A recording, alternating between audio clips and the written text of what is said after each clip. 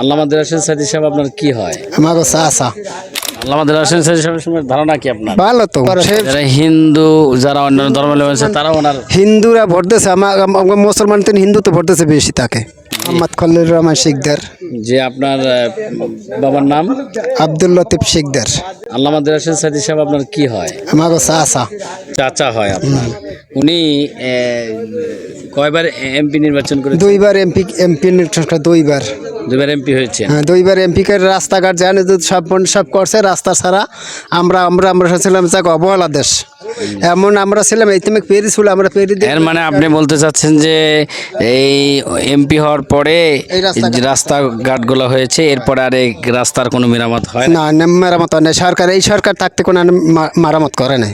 জি, আপনার আল্লামা দেলোয়ার হোসেন সাইদী সাহেব এখানে কতদিন ধরে মানে আর আসেন না?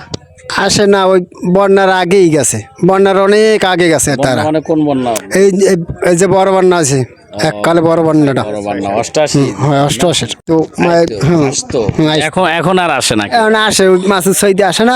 এখন উপজেলার আগে সরকার, আওয়ামী লীগ সরকার থাকতে উপজেলার চেয়ারম্যান ছিল। হেয়ে পরে যে ফিরে যাবার গেছে না, হইতে দেয় না। হেরার দ্বারা ওনার সম্পর্কে আপনার ধারণা কি?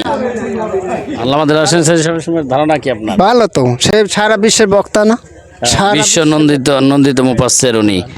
আপনি ওনার এই এলাকার মানুষ ওনাকে কিরকম ভালোবাসে। হ্যাঁ, মধ্যে মানুষ কান্দে। মরা তো কান্দি না, কান্দি অনেক মানুষ, বিদেশের মানুষ কান্দে, এই জায়গার মানুষ কান্দে। কি করা যাবে বাবা? কিচ্ছু করা। যারা হিন্দু, যারা অন্যান্য ধর্মের লোক আছে তারাও ওনার। হিন্দুরা ভোট দিয়েছে, আমার মুসলমান তো হিন্দু তো ভোট দিয়েছে বেশি তাকে। জি, আপনাকে অশেষ ধন্যবাদ।